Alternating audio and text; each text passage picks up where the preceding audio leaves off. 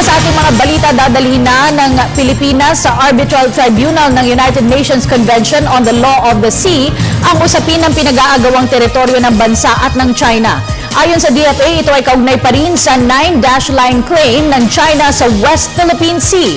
Si Noel Perfecto sa detalye.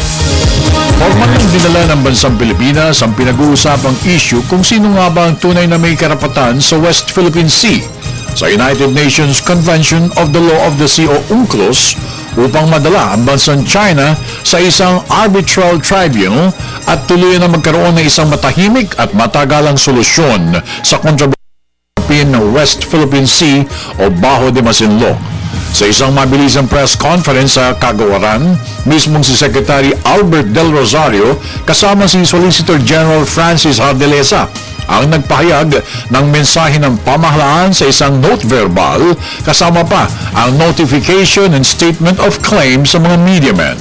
Ayon kay Del Rosario, ito'y base na rin sa Article 287 at Annex 7 ng 1982 UNCLOS. This afternoon, the Philippines has taken the step of bringing China before an arbitral tribunal under Article 287 and Annex 7 of the 1982 United Nations Convention on the Law of the Sea, in order to achieve a peaceful and durable solution to the dispute over the West Philippine Sea.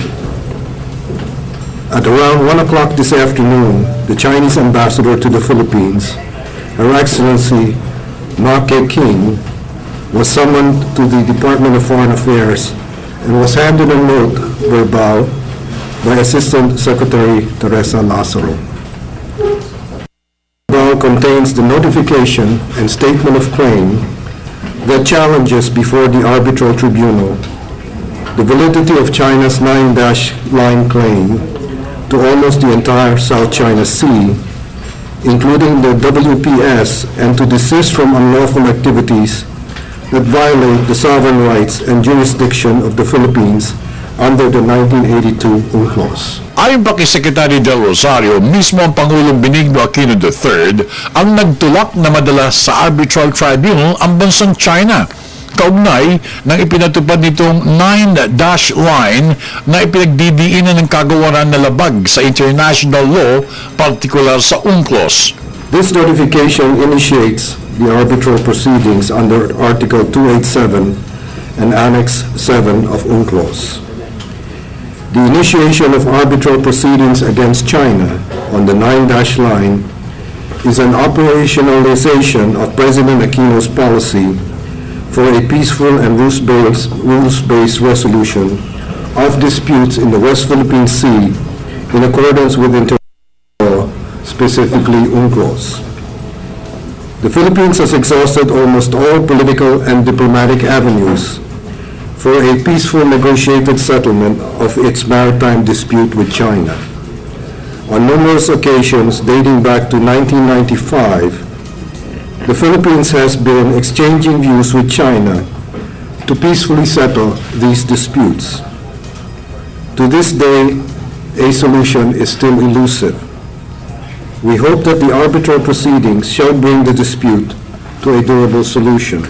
Sinabi pa ni Del Rosario na ang Arbitral Tribunal at ang United Nations Convention on the Law of the Sea o UNCLOS ay siya lamang may jurisdiksyon na dinggin ang usapin at siya rin lamang ang great equalizer para marisolbahan na ng tuluyan ang usaping West Philippine Sea.